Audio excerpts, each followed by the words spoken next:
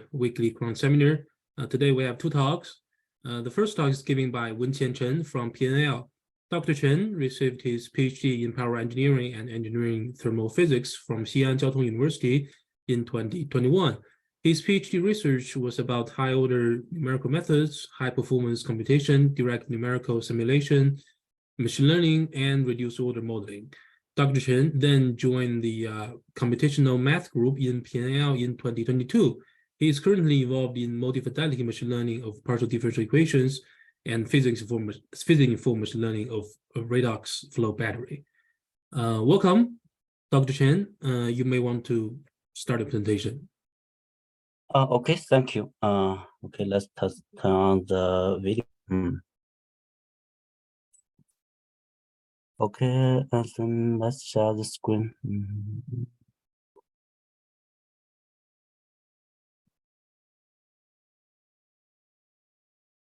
Okay, can you see my screen?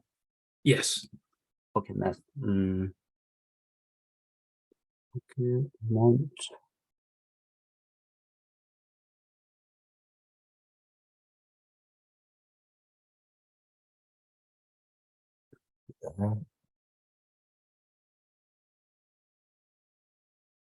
Okay, hello everyone. My name is Wenqian Chen. I'm a postdoctor under the supervision of Dr. Pendulum.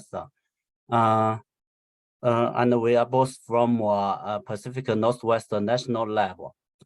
Today, I'm very glad to share with you our recent work, feature adjacent multi-fidelity physics-informed machine learning for partial differential equations.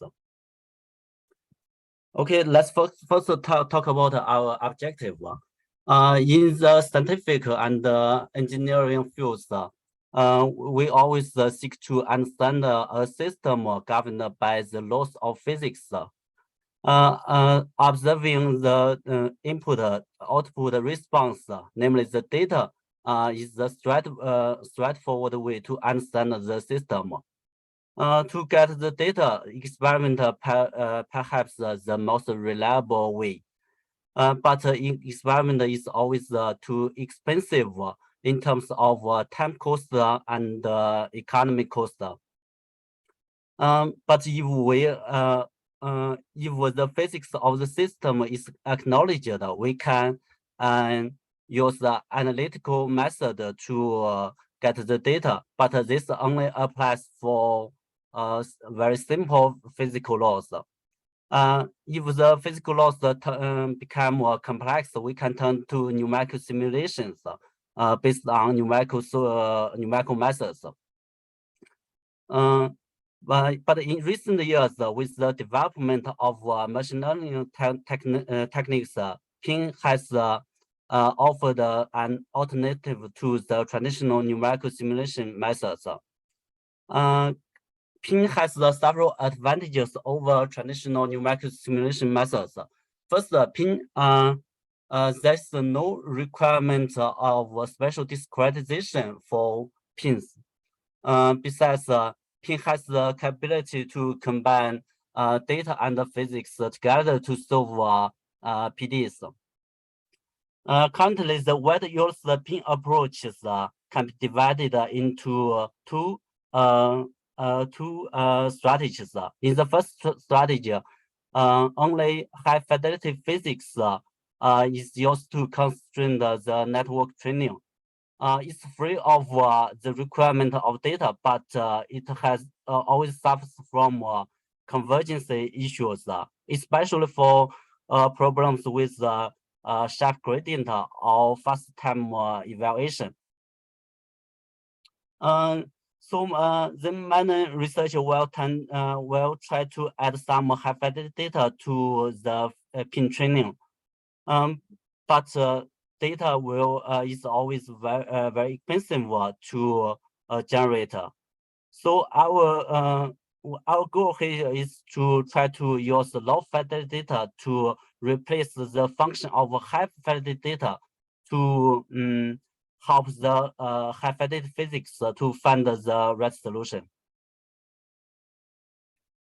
Okay, in the field of multi-fidelity machine learning, it's very crucial to find it's very crucial to build the relationship between low and high fidelity solutions. The available method in the literature can be roughly split into three strategies. In the first strategy, the neural network will be directly used to build the correlation between the low fidelity and high fidelity solutions, and then the network is trained with low and high fidelity information simultaneously.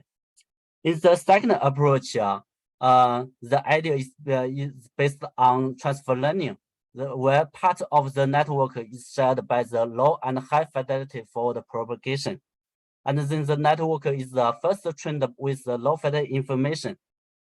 And then the network is further trained with the high fidelity information, but the common part of network is kept fixed. In the third average, in the first strategy, both the low and high fidelity solution share the similar network output, and then the network is trained with low and high fidelity information simultaneously. In this work, we want to build we want to find a new way to build the relationship between low and high fidelity solutions. But before that, we need to first rethink about the similarity between two objects. Often when we say two objects are similar, we mean that they share some similar features. So there are key points in terms of similarity. The first one is the feature. The second is how similar are they? As for feature, this means that we need to find a mapping between feature and objects. For the second problem, how similar are they? This is something about the description of distance. Okay, keeping the two key points in mind, then the application of the ideas to PD solving will introduce is the following. First, we assume there exists a feature space where this space is spanned by several function bases with respect to input. Then the projection of solutions onto this feature space is represented by projection coefficients, and also the projection coefficients can be viewed as the coordinates in this feature space. Then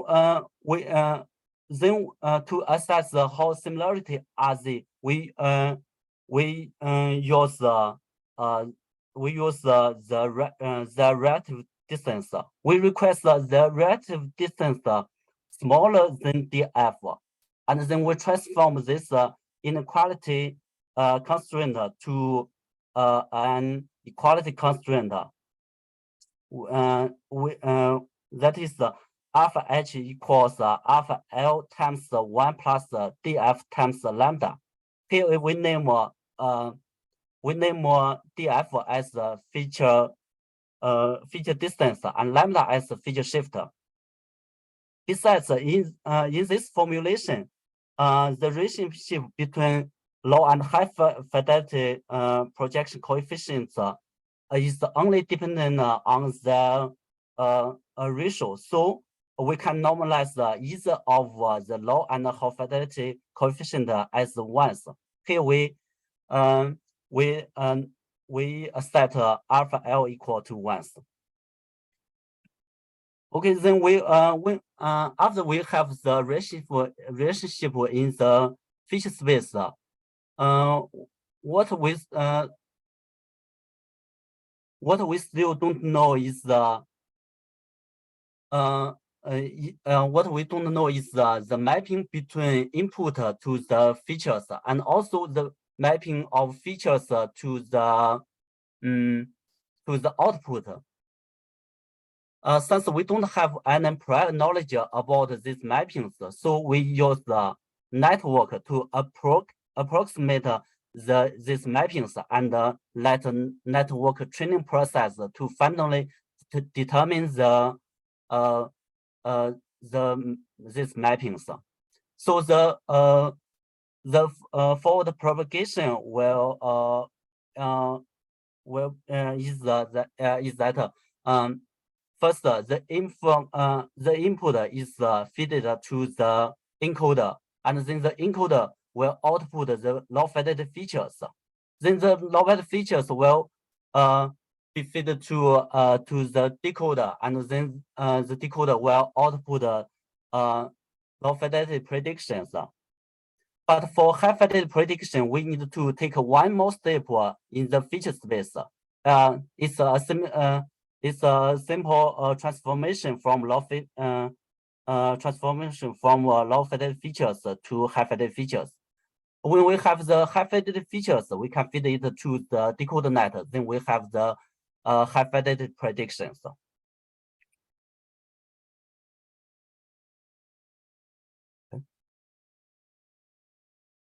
Then we'll talk about the network setup. We use the recently proposed modified forward neural networks as the encoder and decoder. Besides, since the scale of input and output has a significant influence on network training, so we will have to conduct normalization before feeding it to the network training. For input, we always have the min and max bound for input, so we can use this bounds for the input normalization. But for the output, we always don't have an about it. So the URV is just use the identical mapping. But as for the multifidelity machine learning,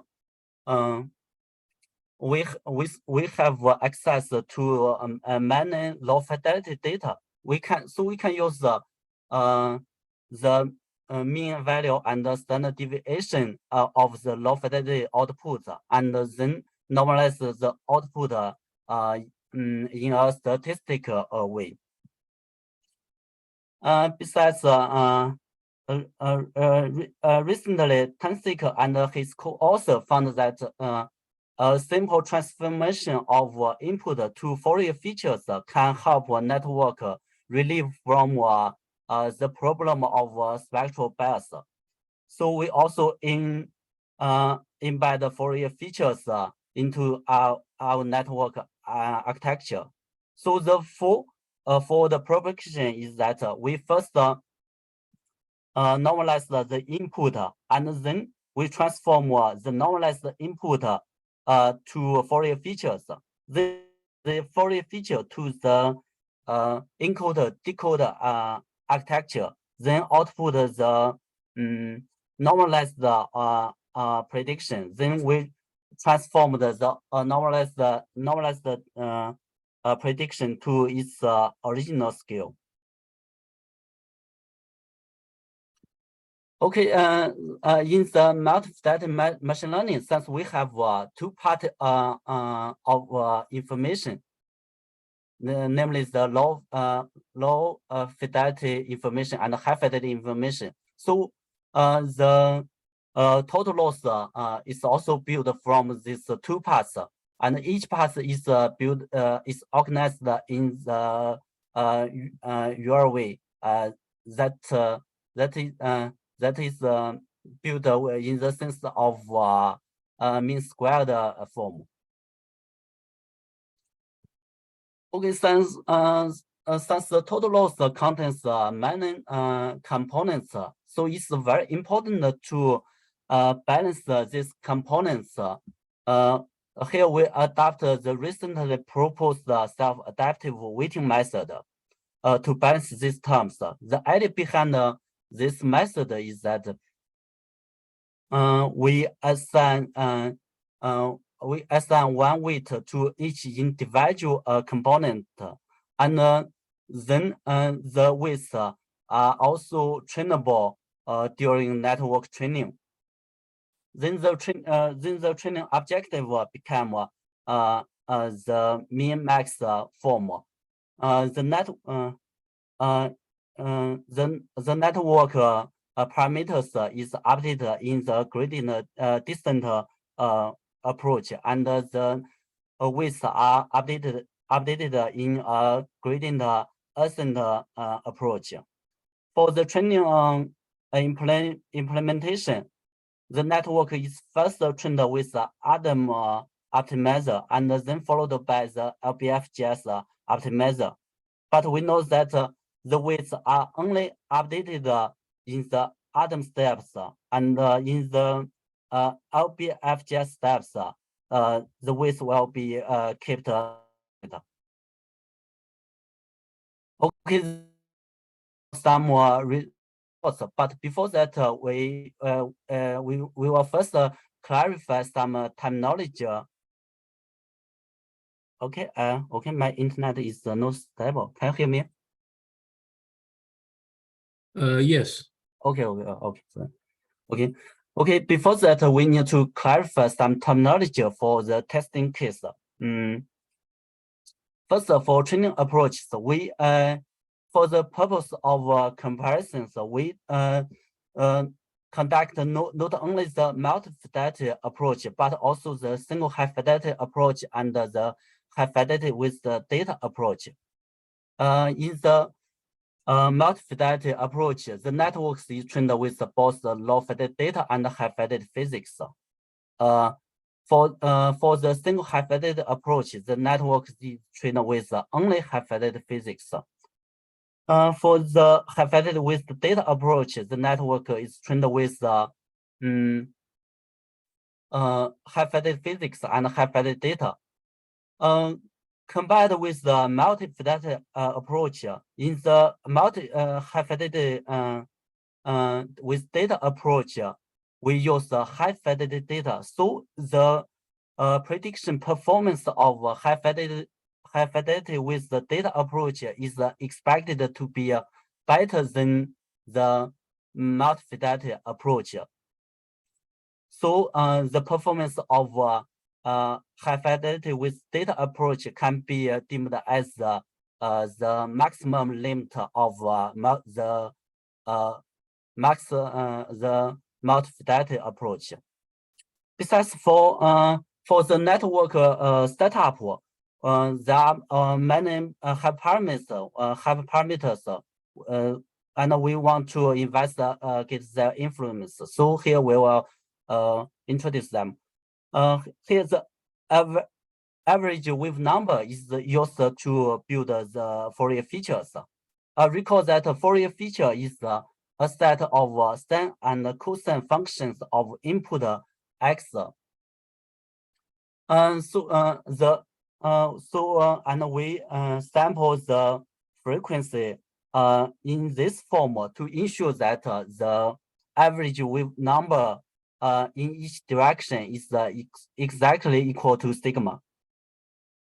Then the second parameter feature depth. This is used to build the encoder and decoder net.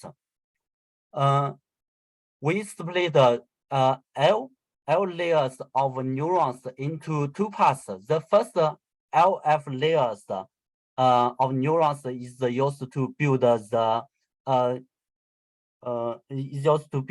encoder net, and the rest is used to build the decoder net.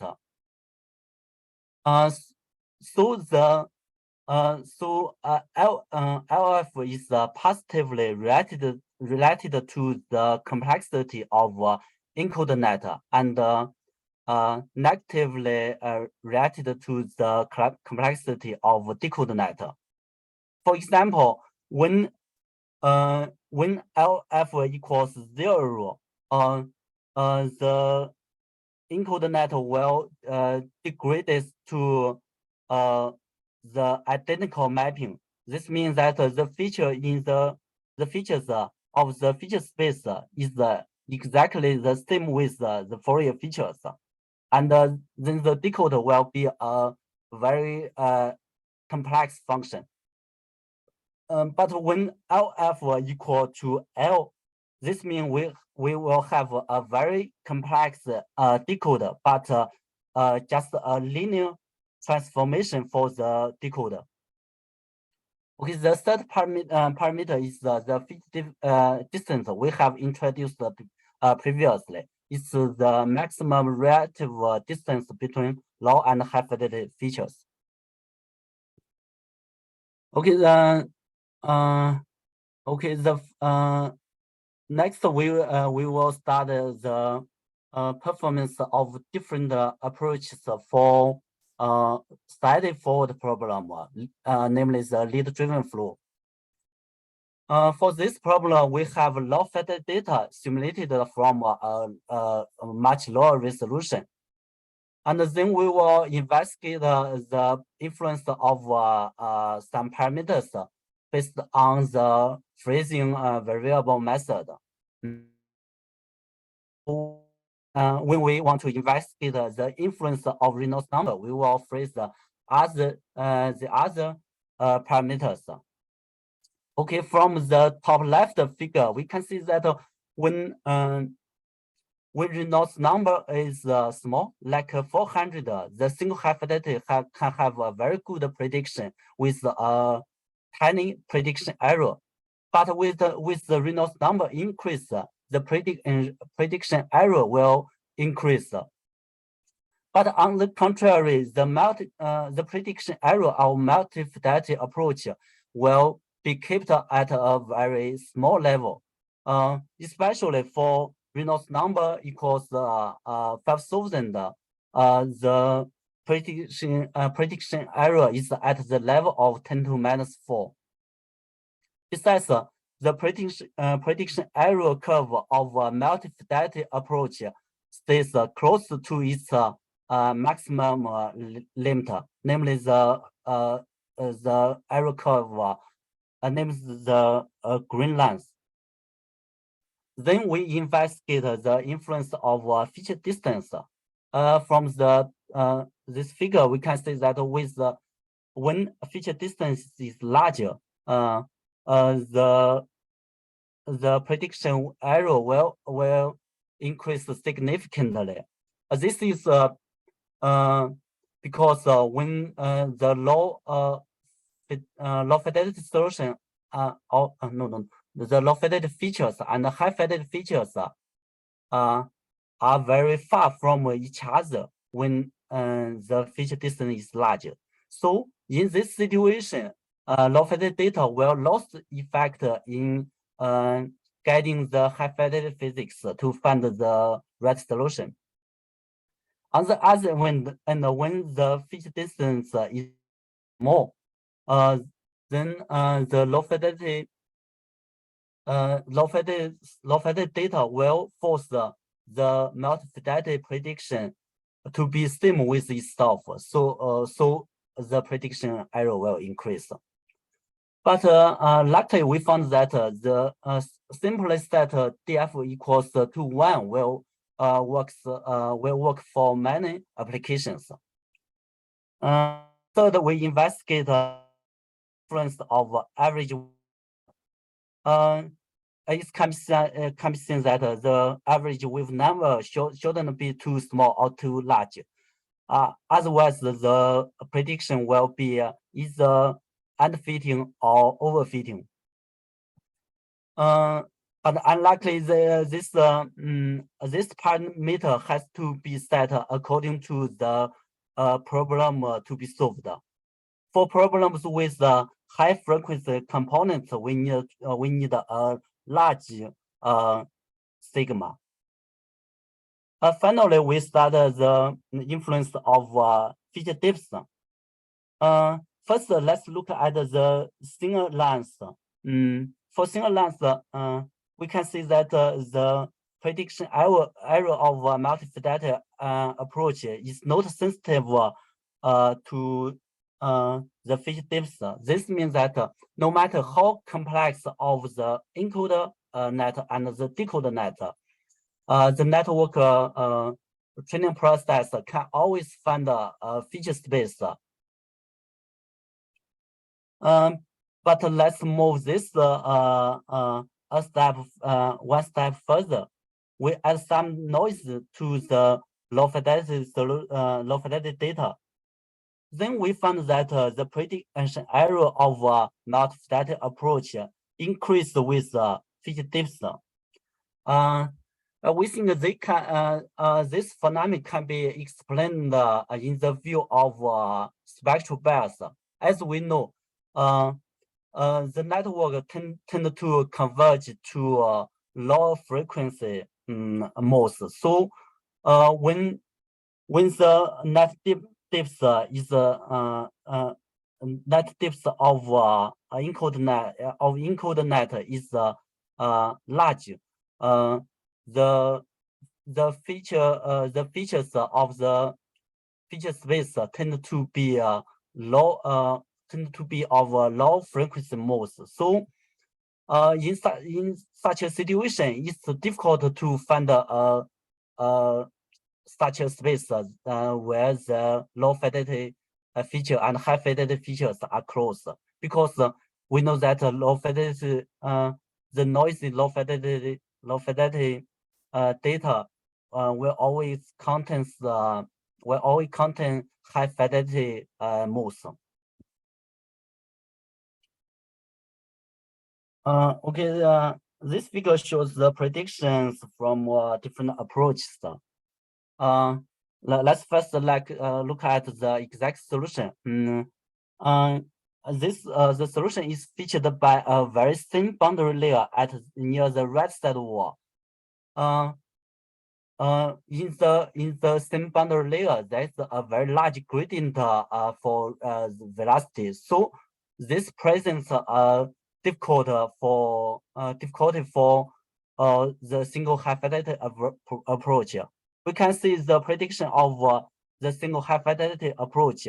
The boundary layer is much thicker.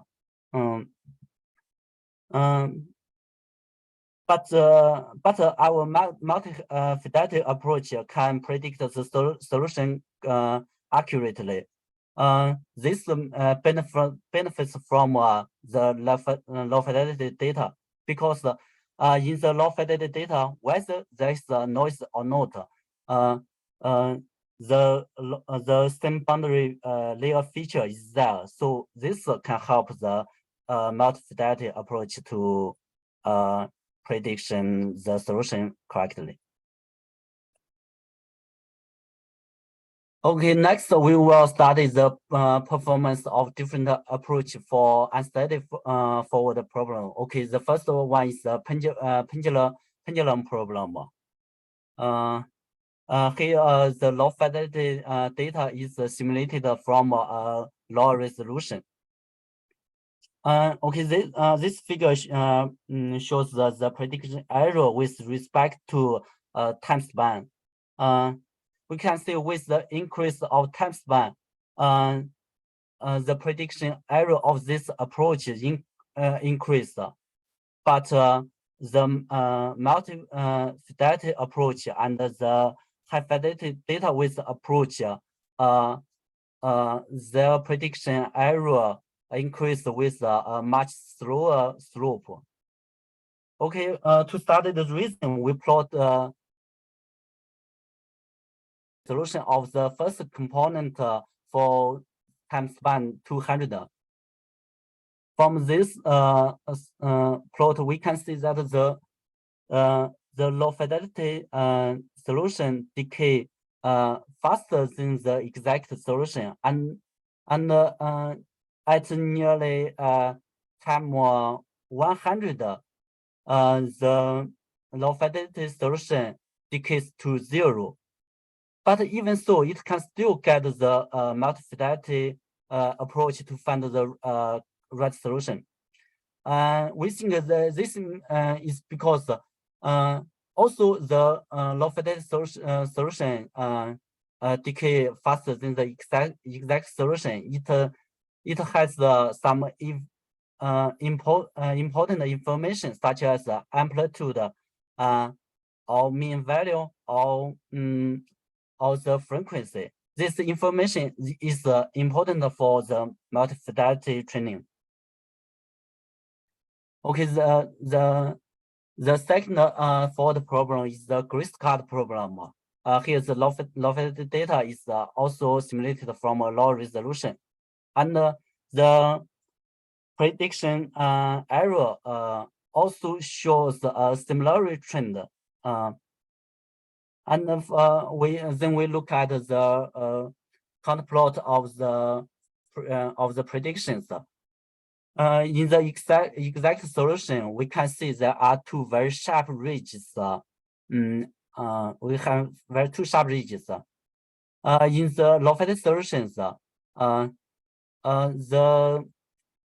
ridges are recovered, but not in the right positions. Besides, there are many low fidelity, there are many oscillations between the two ridges. This can be seen clearly for the line plot at the end time. This sharp ridges makes single high fidelity fails in predicting the right solution. But the low fidelity data can help the multi-fidelity to find the right solution. Okay, the third fault problem is the unsteady lead-driven flow. To make this lead-driven flow problem unsteady, we add a perturbation at the moving lead. This perturbation is time dependent. We can also see the similarity trend. But we take a further look at the local error for each time slice. We found an interesting phenomenon that the prediction error of the single high fidelity approach further increase and then decrease. To study the reason behind this phenomenon, we plot the counters and also the streamlines. We found that in the solutions of in the exact solution and low fidelity solution and multi-fidelity prediction, we can see pressure minimal near the top right corner. This pressure minimal is related to streamline bump. But we found that in the single high fidelity prediction, this flow detail is neglected. Next, we will study the performance of different approaches for inverse problem. Okay, the first one is to learn the hydraulic conductivity for unsaturated flows.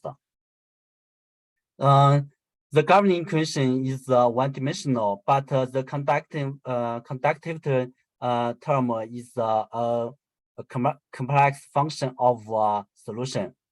So our goal is to try to infer the parameters based on two observations. Here, the low fidelity data is from is got from the high fidelity simulation for a random set of parameters, and this table compares the prediction result of our approach and those in the literature.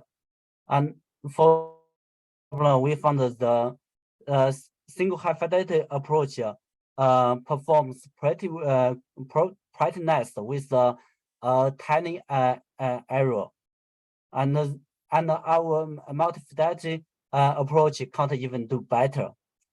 But compared to those in the literature, our both single high fidelity approach and multi-fidelity approach works much better.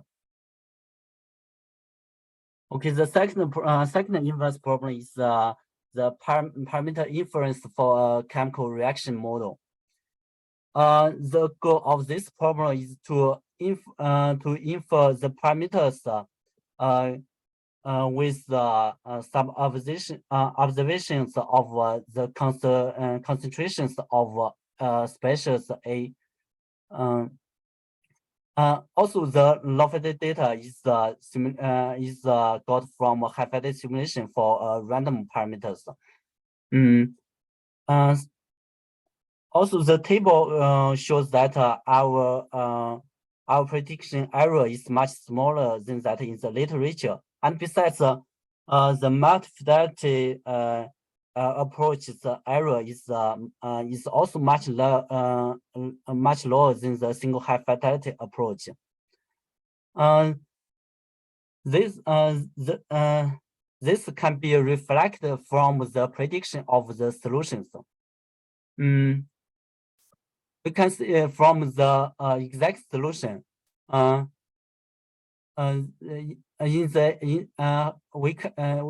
There's many right angle turns for the counter lines,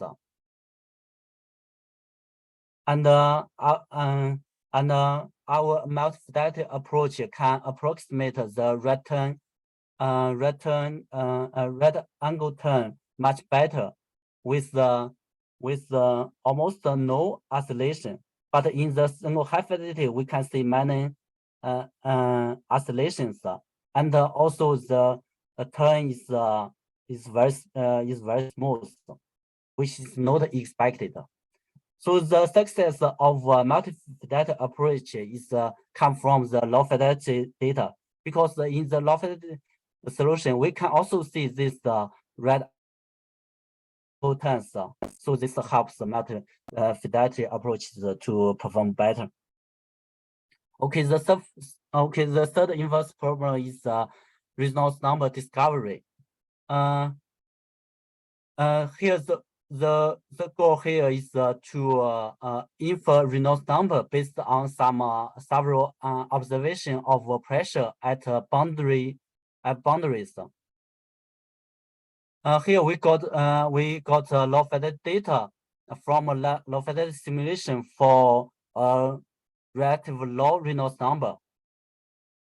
The table shows the prediction result. It can be seen that multi-fidelity approach with 3 observations at each boundary can perform better than single high fidelity approach with 9 observations.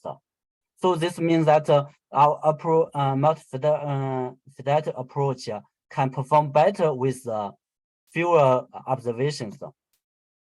Okay, then the plots of the predictions also suggest that the multi-fidelity prediction can benefit from the low fidelity data with similar features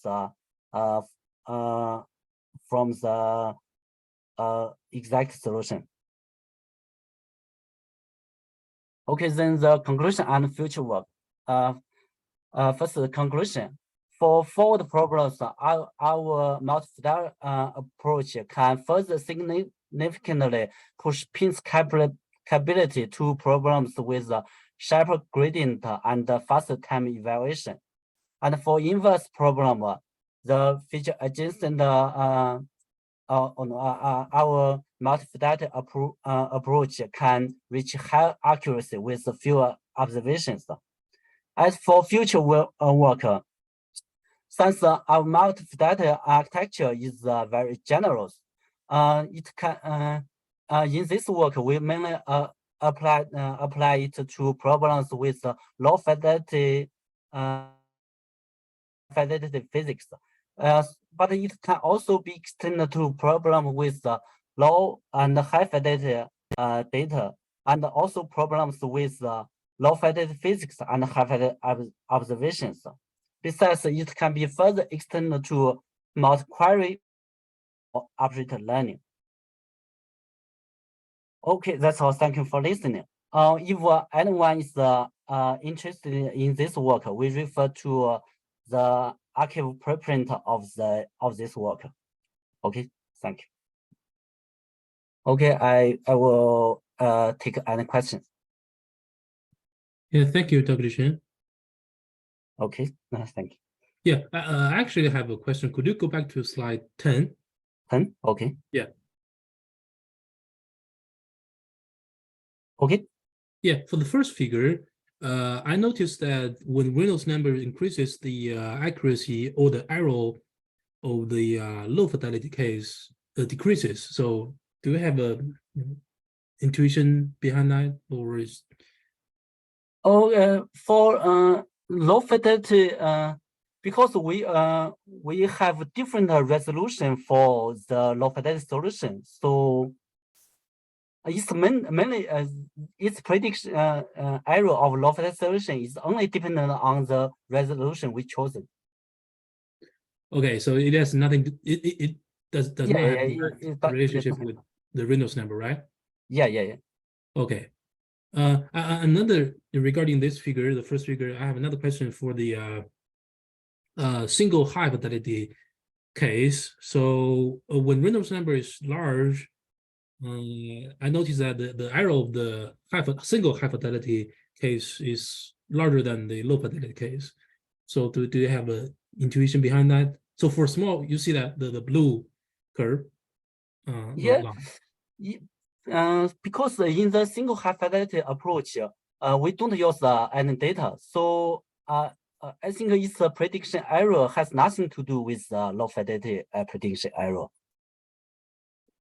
Okay, then why the single high fidelity method has a lower error when Reynolds numbers are small? Yeah, I think this is mainly because the boundary layer, because of the boundary layer. When Reynolds number is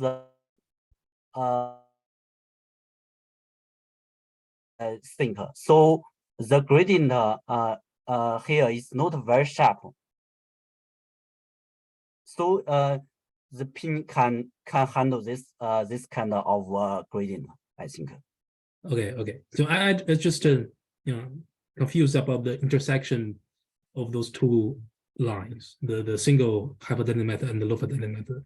So okay. I thought, yeah. Thank you for your explanation. Okay, thank you for the question. Do we have any other questions for our speaker? No? All right, thank you, Dr. Chen, for your wonderful presentation.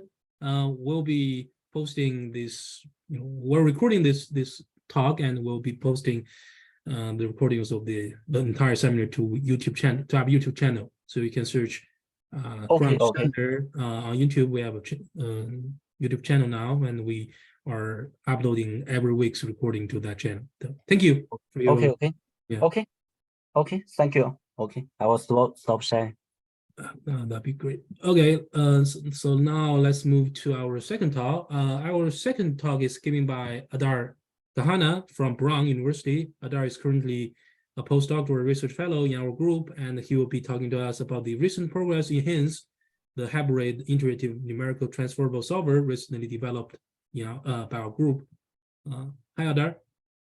Hey, what's up? I'm so impressed that you actually managed to say the whole acronym. That's awesome. All right. Okay. Yeah, I can see your screen. Can you? Okay, let me start a presentation and see if.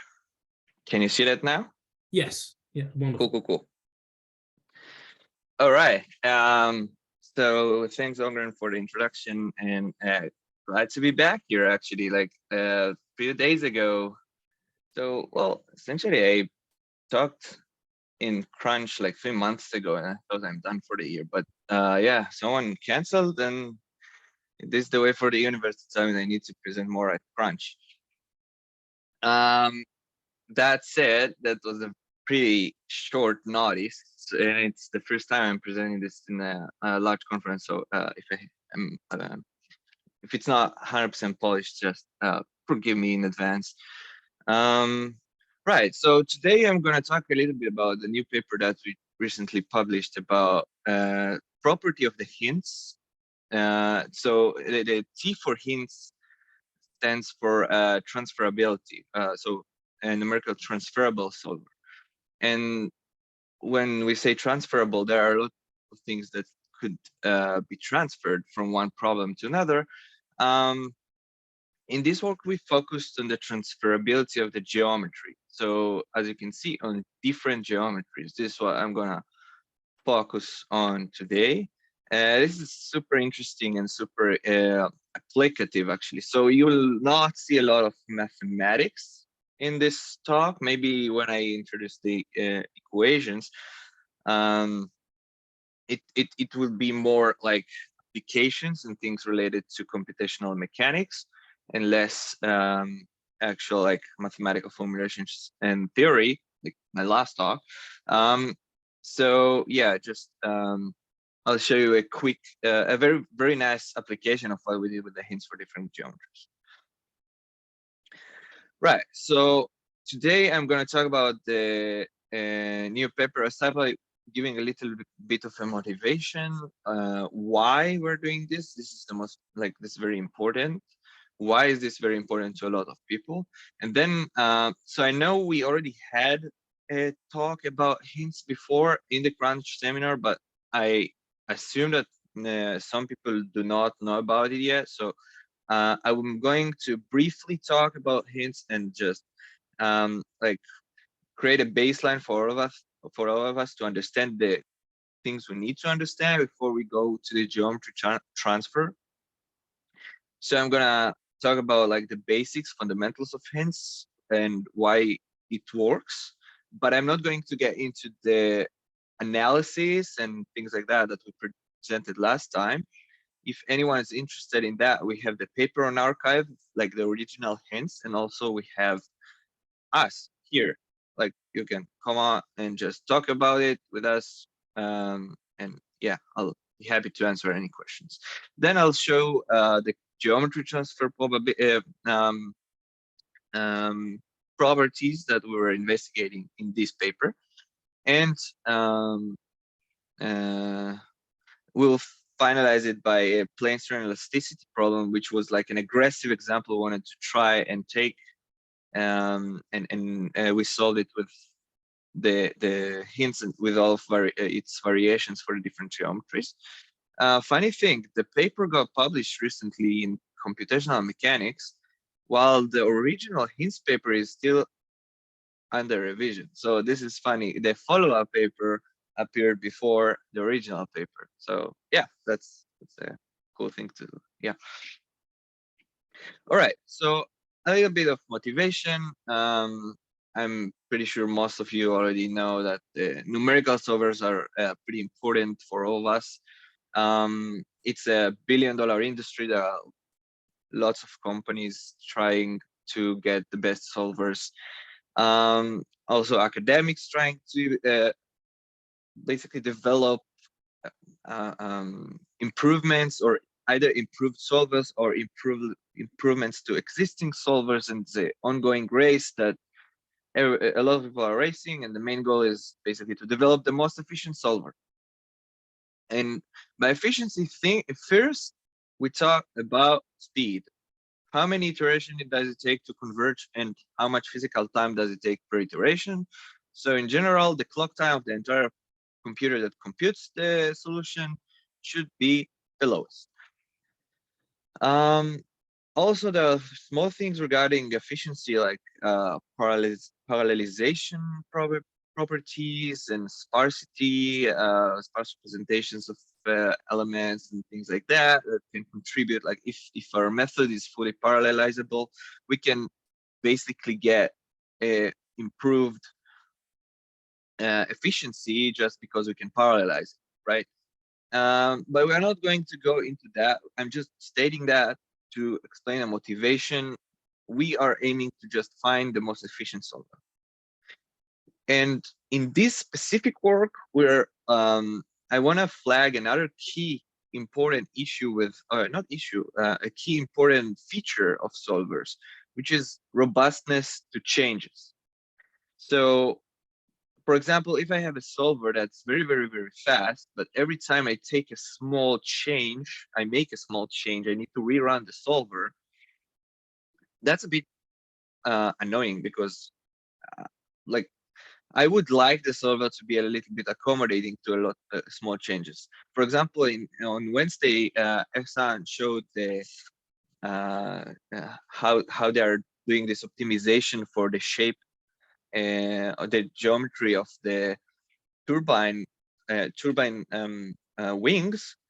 Every time they change the wing, they need to run DeepNet inference, and they are doing DeepNet just probably because it's very fast. The inference is very fast. So when you have a huge numerical solver that takes a lot of time, when you have a lot of realizations to figure out, this may be a big issue.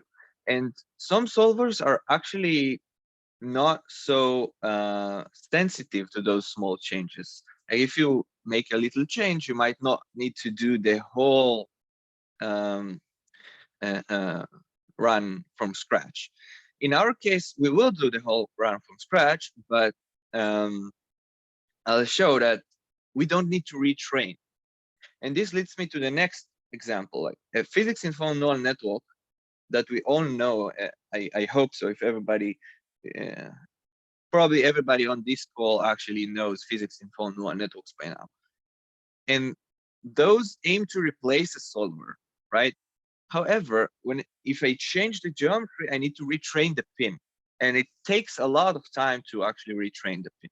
We all know that. So let's say I could do something that doesn't need retraining, right? Something like a DeepNet. And in that case, I'll get a very fast inference. But DeepNet is not that accurate. As we know, with pins, we usually get like 10 to the minus 5, 10 to the minus 6 accuracy, while most of numerical solvers in the industry go to the machine precision. So we want something that can benefit from both. I don't need to retrain a lot or at all, and I'll get machine precision. All right, so a little bit towards what is hints. So I'll briefly say what usually are the classical examples of numerical solvers. We have some problems stated by this operator Lx and the boundary operator Bx that's given here. We first discretize it into a linear system. In this case, it's linear. By the way, we started experimenting with non-linear systems as well, and we got some cool results, which I cannot show yet. But yeah, this is also a cool direction we are going with hints. So back to the flow. So we discretize it into a linear system, AU equals F. We want to solve it for U. The two most classical examples are Jacobi and Gauss-Seidel iterations, which involve splitting the matrix A into two big matrices, M, which is in the Jacobi, the diagonal matrix, and the N is the rest, let's say. And then we could start iterating through the solution by the equation given on the bottom. And we start by an initial guess where K is 0, and we start iterating, and at some point we get a solution that is accurate enough. How do we know if it's accurate? We first, when we design the solver, we take a problem, for example, that has an analytic solution, and we can in every step compute the error given in the top right corner. I can compute the error between my current approximation and the analytic solution, and see where I need to stop my iterations, where did I converge, when did I converge to machine precision, etc., etc. So this is very famous. A lot of people have been doing that for centuries, and this has pluses and minuses. The big minus is that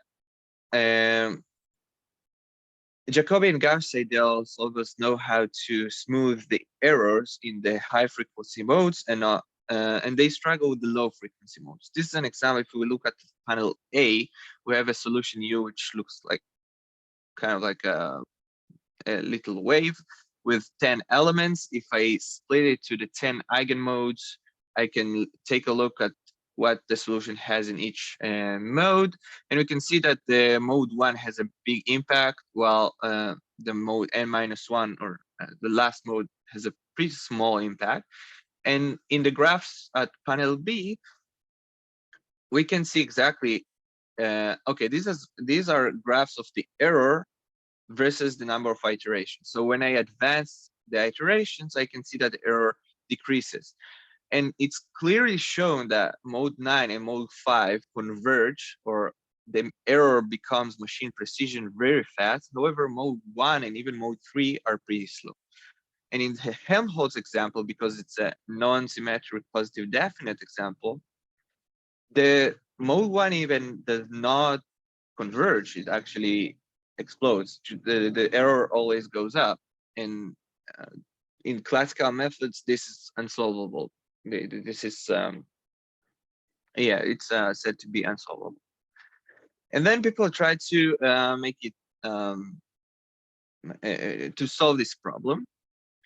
And I think the current state-of-the-art solution that has been found is called multigrade. Multigrade involves taking the solution on a fine grid and start restricting the solution into a very coarse grid. So in each level, when we go down, we make it coarser and coarser until we reach a level where the grid is so coarse, I can just solve it directly. Direct means just compute the inverse of the matrix A and yeah, without any iterative process, just compute the inverse of A. And then after that, we can compute the correction term or residual correction, and then interpolate or prolongate this error up the scale until reach back to the fine grid. So a full like fine to coarse to coarses, then back to fine is called a V cycle because of its shape. And we just do a lot of V cycles until our solution reaches machine precision, which usually takes a few, like 4 or 5 V cycles, depending on the problem, the size, and the scale, and a lot of things depends. But yeah, so what happens here actually is, and I need to connect it to the previous slide, we talked about low frequency mode and high frequency mode. By going through the levels, we actually smooth the error better in the intermediate frequencies. And this allows for much faster convergence. Right.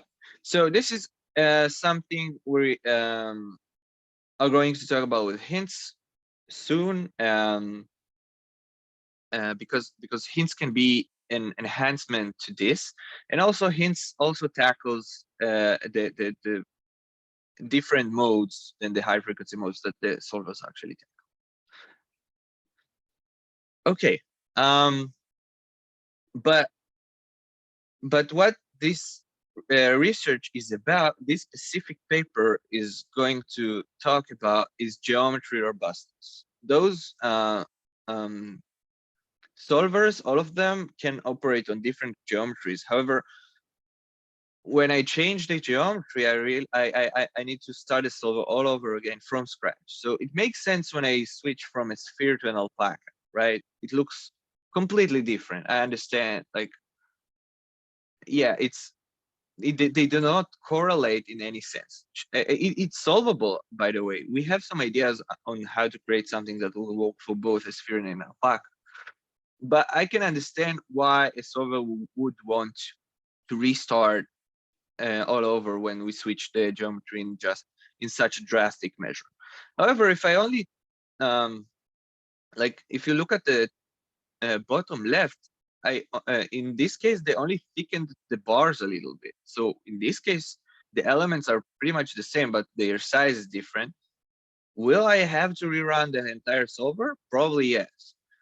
And even more than that, on the bottom right, I don't know if it's the same, the actual example. What I'm saying here is that even if I change the material properties, the geometry is the same, just the material properties change, we'll need to rerun the solver. Okay, so this is what I talk about robustness. People will be very happy if there is one solver that doesn't need to retrain all the time and solve the basically like what DeepONet does, matching a function to a function instead of just solving for one function. So the integration for that with numerical solvers will be difficult, and this is what we aim to solve here. Try to have something that doesn't need to be retrained or partially retrained to accommodate for different geometries / material properties. And how are we going to do that? We're going to do use DeepONet. This is the main component for the hints. Most of you already know the concept of DeepONet, and I don't think I need to repeat that. I want to focus on the fact that we have a branch and a trunk, and let's focus on the inputs to the branch and the trunk. The points that go into the branch are not necessarily the same points that go into the trunk, which is very important to us. We can use one geometry to train the DeepONet and then apply it for many different geometries. That's the key that's a key component, and I'll show exactly how it's being done in hints. Yeah, but this is basically how we're going to solve the geometry robustness problem. Right. Okay. So a little bit about the hints itself. I hope, by the way, the motivation was enough. If you have any question about the motivation, just feel free to interrupt and let me know. If not, I'll just continue to explain a little bit about the hints. Hybrid iterative numerical transferable solver. Today we'll focus on the T, the transferable.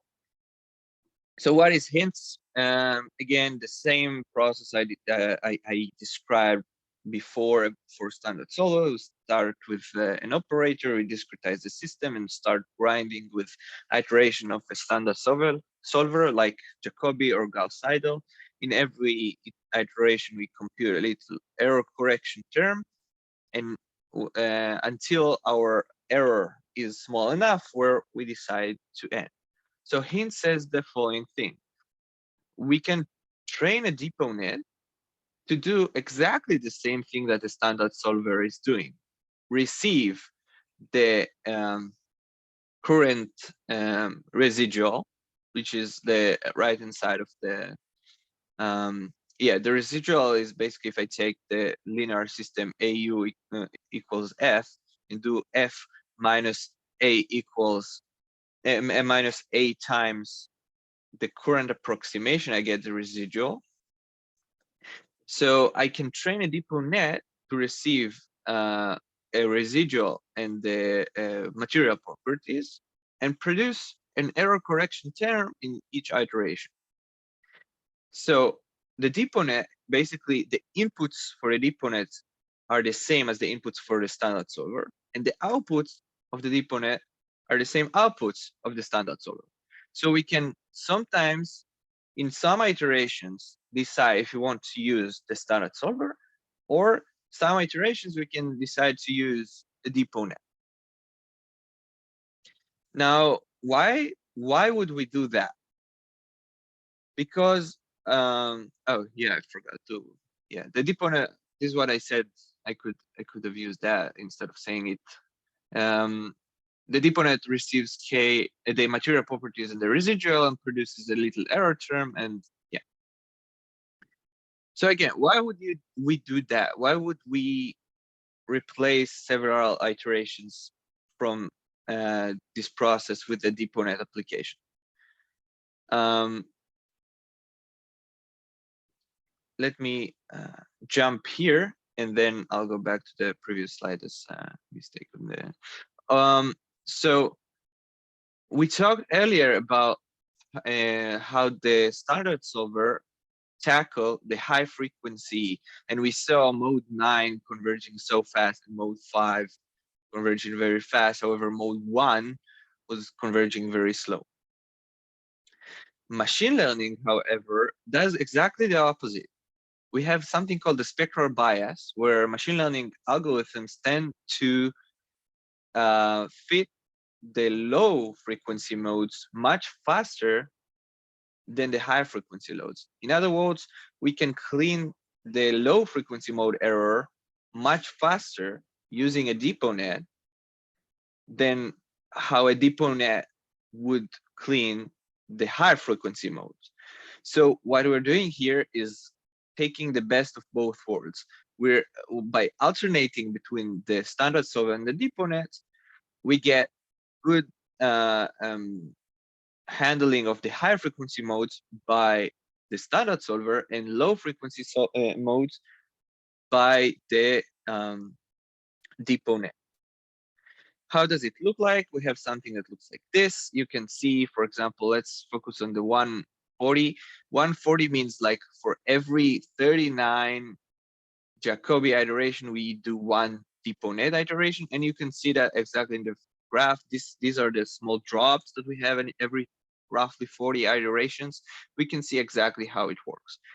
And then we talk about how do we decide which one, where to use, when actually to use the DeepNet. What is the optimal ratio? You can see in the left graph that 1 to 40 actually converged slower, but 1 to 8 is the best. It converged after like 120 maybe iterations. That's the best we have in that plot. So when are we? When do we actually want to use the DeepNet application? If we use it too early, like number 1 here, the high frequencies have not been cleaned yet, so we don't want to use it there.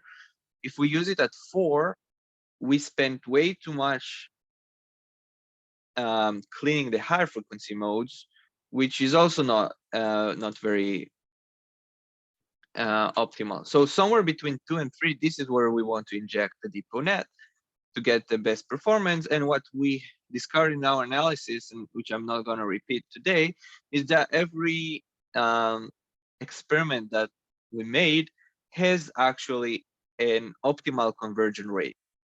This is a very interesting point, though. We don't have an actual automated system to decide what's the optimal conversion rate, but we know there one exists. It's probably dependent on the number of elements and the stiffness of the problem and what's the correlation length that we're trying to study, and like how much this DeepNet supports and how difficult is the problem. And for each problem, we can compute what's the optimal ratio. For now, we don't have that. That's an interesting thing to explore, but we did manage to see that in every problem, there exists some optimal ratio. So let me go back here. How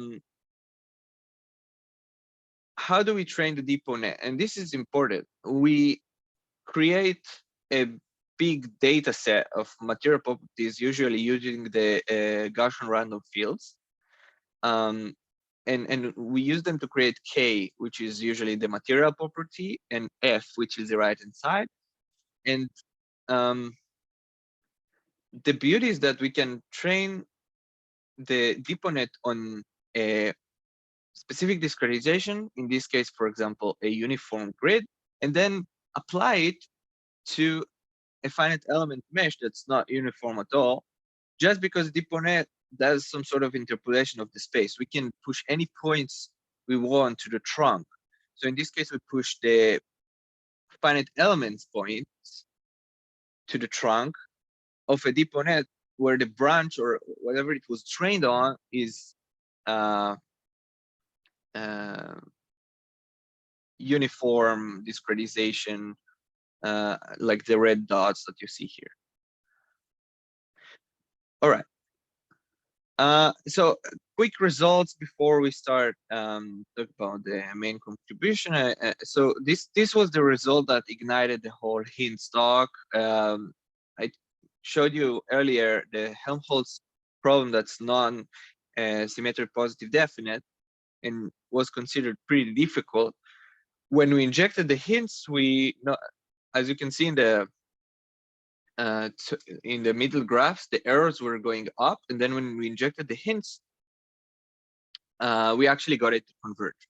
Now let's focus on this graph. You can see this staircasing, and I hope you managed to see that the error in most cases actually goes up, and then DeepOnet brings it down. Then error goes up, DeepOnet brings it down.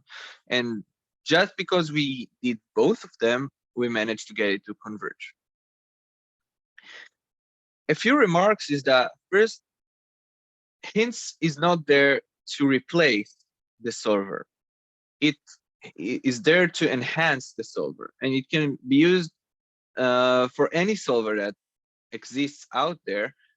We actually had work with Elena of implementing hints over PETSI and using it for different preconditioners, and it was super a big success actually. And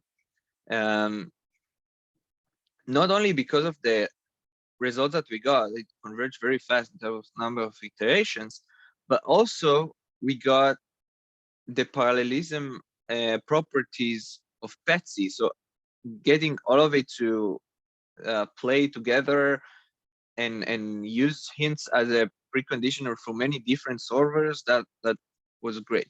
And this really showed how hints can easily be integrated to other things, and this brings us to what are the limits? Where can we push it even further? Right. This is the example from the original paper of hints that we used for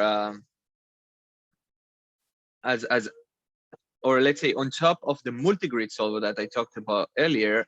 Inside the multigrid, we have something called a smoother. We just do a couple of Jacobi iterations usually in every level. So instead of Jacobi, we just replace it with the full hints with the DeepOnet. And the beauty is that because the DeepOnet can extrapolate and I can use whatever points I want to the trunk, I don't need to train different DeepOnets. I can use the same DeepOnet for all the levels, which is a significant reduction of time, because if I had to train a DeepOnet for each level, it will take weeks to actually train DeepOnet for each level. But in this case, we trained offline only one DeepOnet, and it worked very well. Also for 3D, I'll show soon. Right. So this example is going to follow us a little bit soon. We try to have the hints operate on a non-square domain. So we started with an L-shaped domain with a little bit of extra fine discretization around the singularity point. It also worked pretty well as we expected. And then last example I want to show is a 3D example. This we put in the original paper, and we recently actually scaled it to support a so in this case we have a 16 by 16 by 16, which is very small. I ran it on my computer without sparse. That's how that's the maximum I got on my computer. And the DeepOnet was trained for a 12 by 12 by 12. Now we wanted to scale it up to 100 by 100 by 100. However, in the 100 by 100 by 100 problem, we have a lot of high frequency modes because we have way more elements. But the DeepOnet doesn't tackle all of those high frequency modes. So we said we only need the small DeepOnet, the 12 by 12 by 12. This is going to tackle the low frequency modes. That's the assumption. That's all we needed. And actually, it did work. I know the graphs don't mean a lot here. It's a bit of a blur because it's very, very, very fine discretization. But you can see on the bottom, the error norms actually go down. And again, this is the same DPONet used 12 by 12 by 12 on a 100 by 100 by 100 problem, and it worked pretty well. Its multigrade I already talked about. I just wanted to review that to show that for multigrade for Helmholtz, the Helmholtz problem, we converge after like 3 V cycles, which was very fast. Fast also in terms of computational time. We also tested that, and we see that the hints, the cyan color one shows that hints is better than no hints, and then hints multigrade is better than than regular multigrade for 3 levels and for 5 levels, especially for 5 levels, because there we don't need to train the DPONet all over again. We have more levels. We don't need to assemble the system for every level. So yeah. All right. So I'm gonna talk about geometry now, but I want to pause and see if there are any questions about the hints.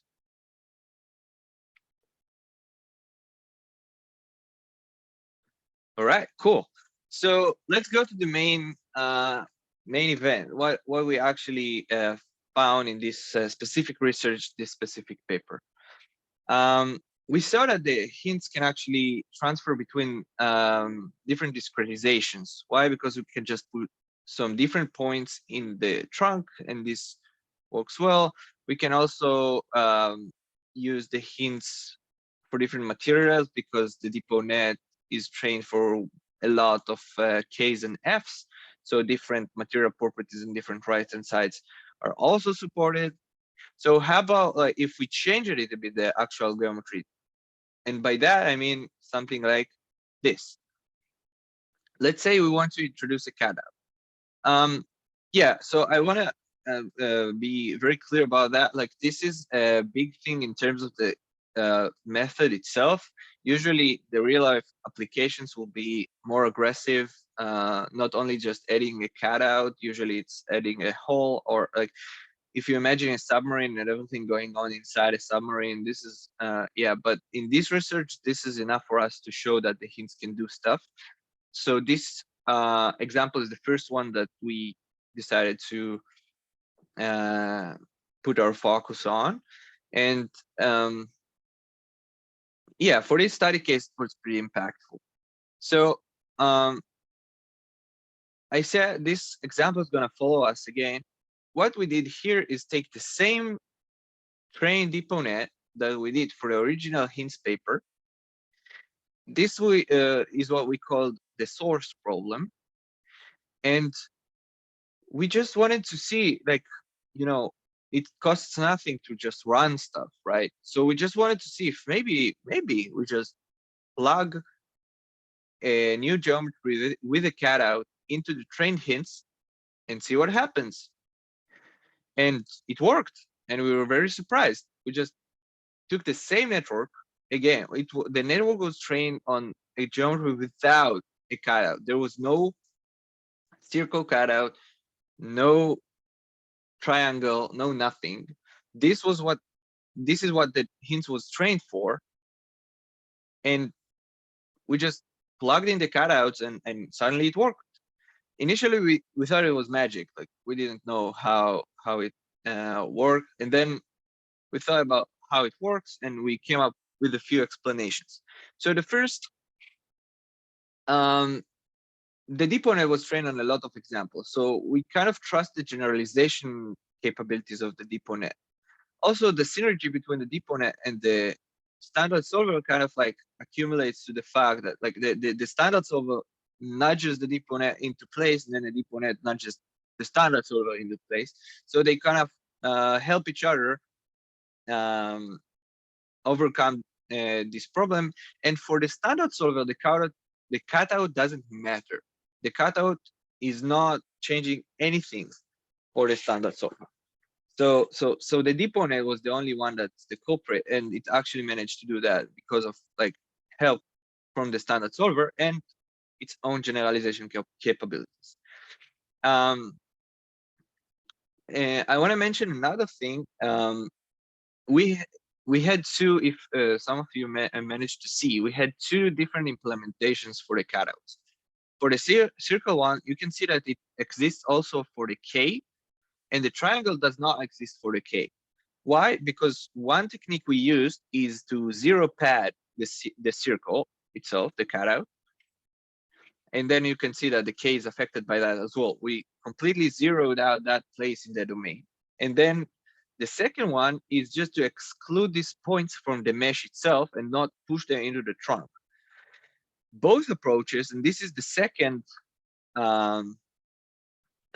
second explanation for why they think works, both approaches are equivalent to applying zero Neumann boundary conditions, which is the natural condition, onto the domain. So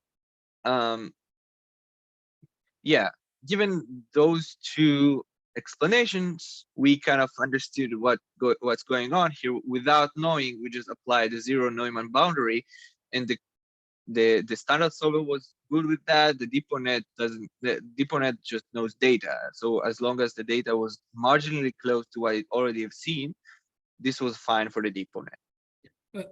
I'm sorry to interrupt. Yeah, so sure. Is it because the location of the cutoff is similar to the, the location of the triangle is similar to the location of the circle? That's why. So did you try change the location, like maybe the center of the triangle to another place? Right, fantastic question. So I'll show in the next example that it's actually a different geometry. Like it's not an L-shaped geometry. It's a full square in the cutout is in the middle. Yeah, this I think will answer your question. So it, okay, thank you. Yeah, it does.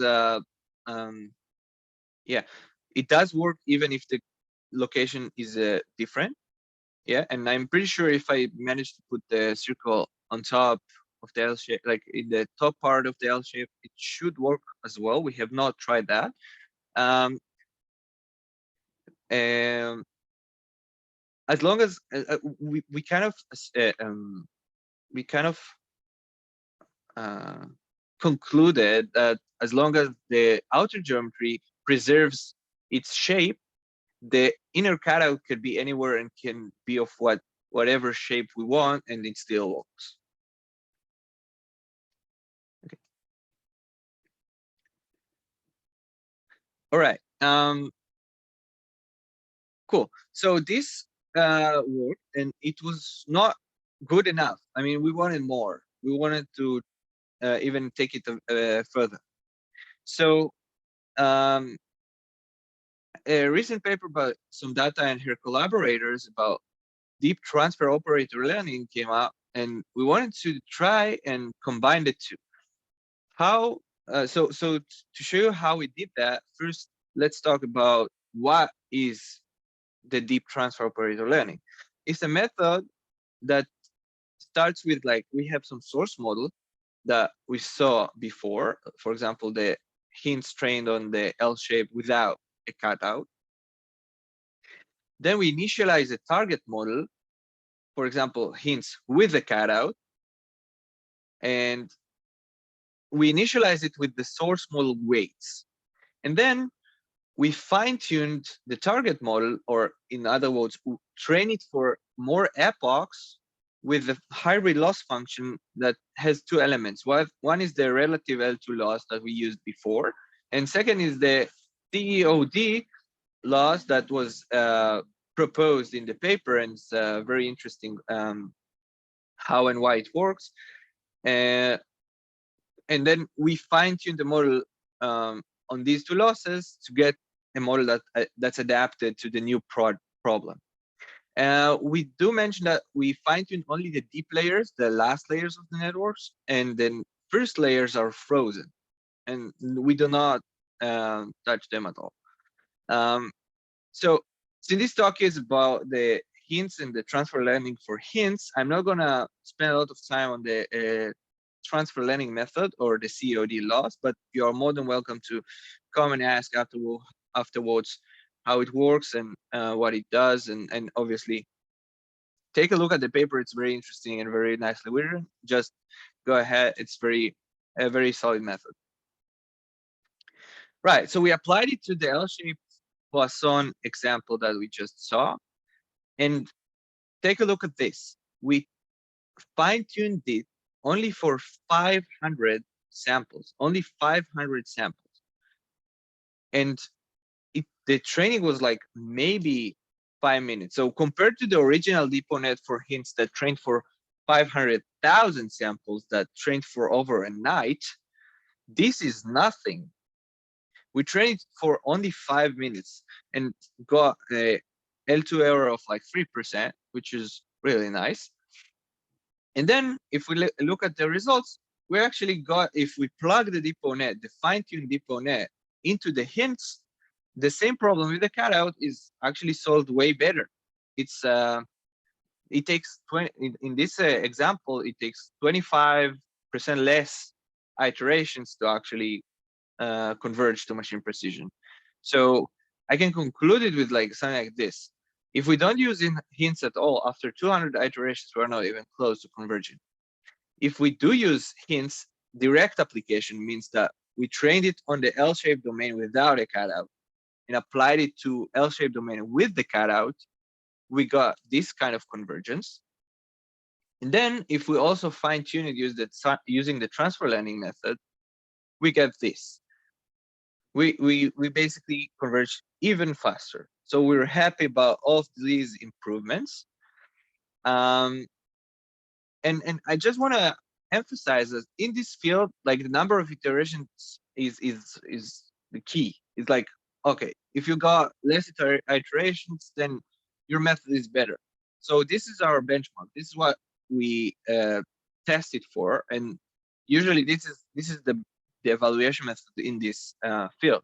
So yeah, when we see 25% less iterations, that means a lot to a lot of people. That's very nice.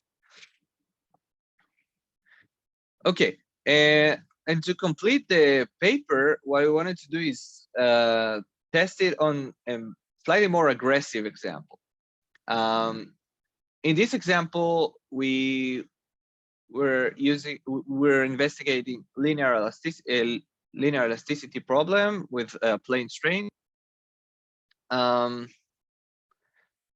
Well, yeah, it is the formulation of the problem, and this is more challenging because actually it has 2 degrees of freedom. We have the plane strain in the X and in the Y direction. We have the forces applied in forces Fi applying to the X and Y direction as well. So more data, more degrees of freedom, more things for the DeepNet to learn, and more everything. Like this was also a like implementation challenge for us to do.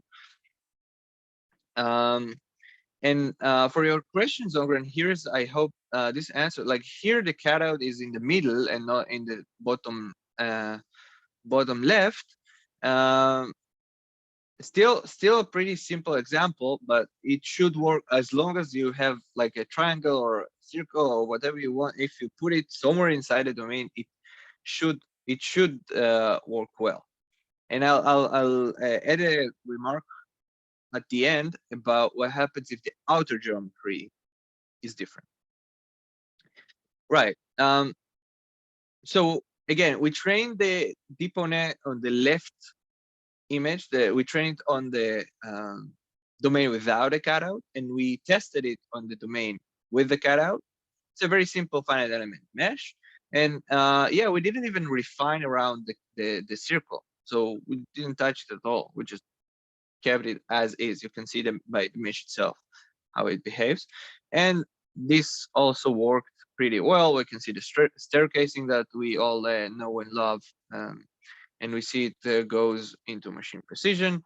And we can see also that the transfer learning hints converges again much faster. If the original hits is about like 210, 250 iterations, transfer learning is around 160. These are all qualitative results. So let's do some quantitative results. We took 100 test cases, both for the Darcy and the elasticity, so 100 cases for each. And we can see that if we do not use hints at all, the mean and median of the number of iterations are pretty huge. And if we use the hints, we immediately get a very dramatic drop in the number of iterations. And then in the Darcy flow, we can see a slight boost when we use the transfer learning hints. And in the elasticity, we see a pretty significant boost for using the transfer learning hints.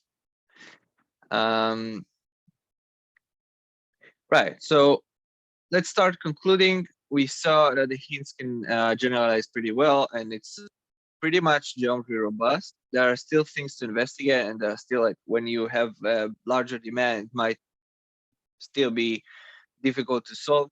But in the cases that we chose to run in this paper, it worked surprisingly well. So we have the direct application that can also be improved by transfer learning. Both of them are present in the paper with all the sufficient information to run it. And yeah. And what do we plan for the future? First of all, this is the remark I promised. How about if the outer geometry looks completely different? What do we do then? So first of all, in some cases, the hints should work, and we expect it to fail when the outer geometry is completely different. If it's slightly the same, we can count on the DeepONet generalization capabilities and hopefully get something good out of it. And I wanted to add another remark. If we do the transfer learning as shown in the transfer learning paper, we should be able to actually do it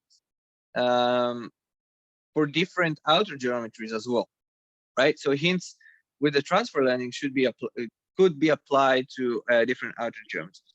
But we do have a new interesting idea on how to solve that in a fundamental way throughout DeepONet, which we started exploring. We haven't finished yet.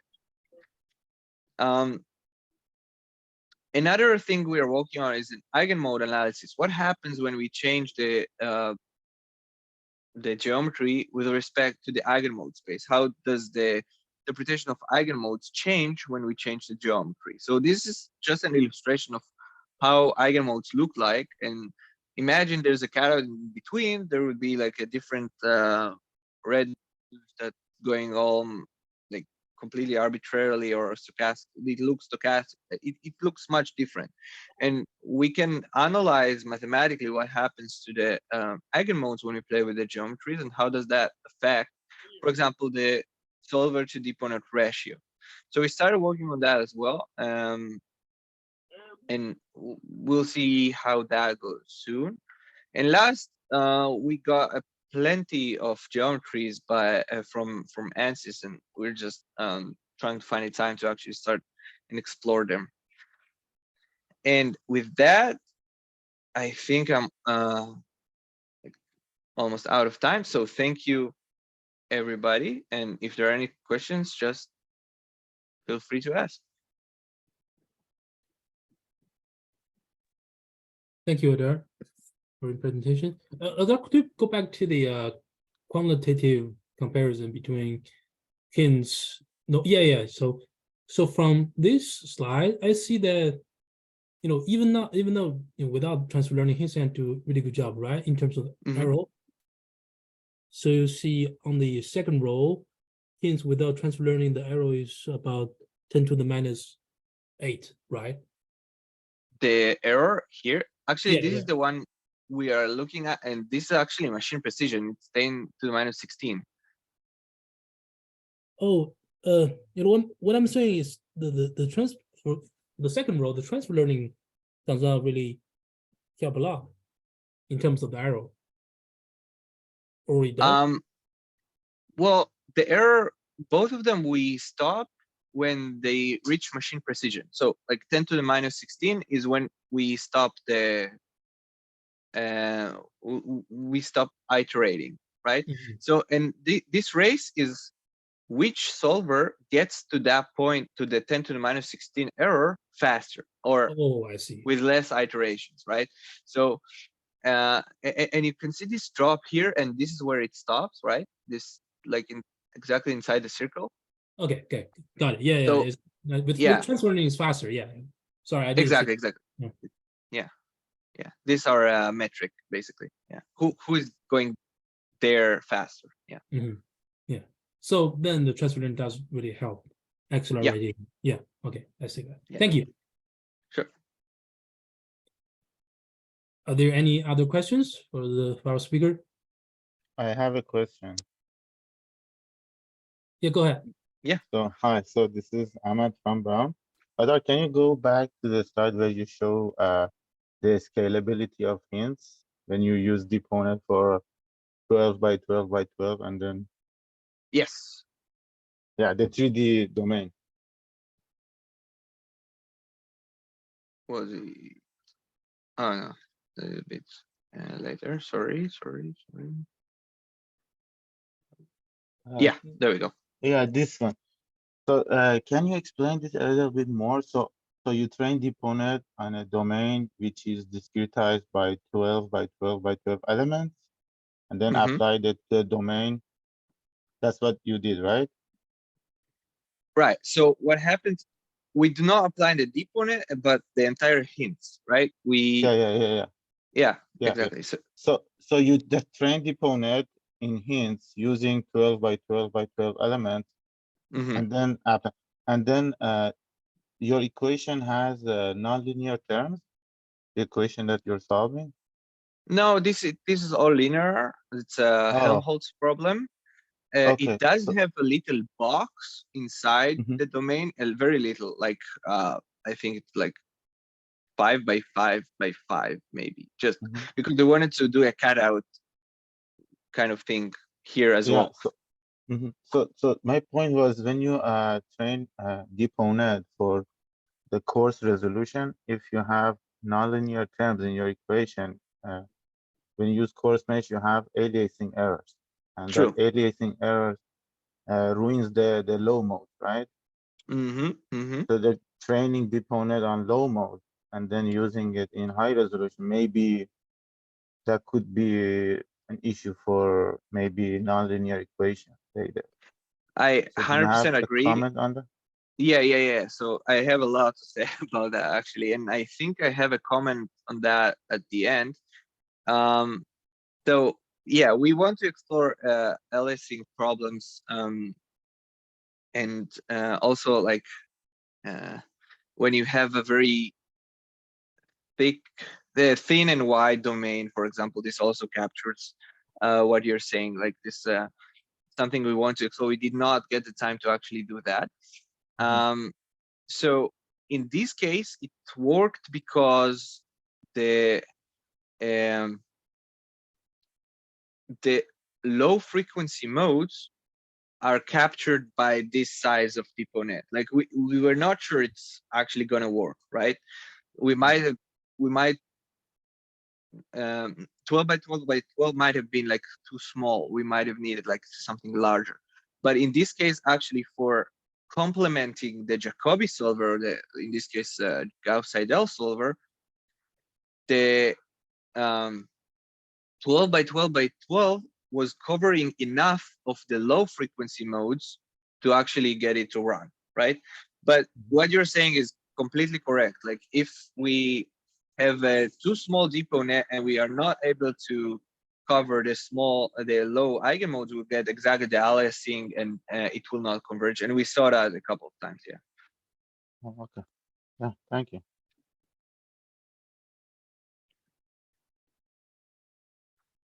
Any other questions? No? All right. Thank you, Adar, for saving us. Because Sure. thank you so much about this help. And okay, so then this is this week's Cron seminar. Everyone has good weekend. We'll see you next week. Bye.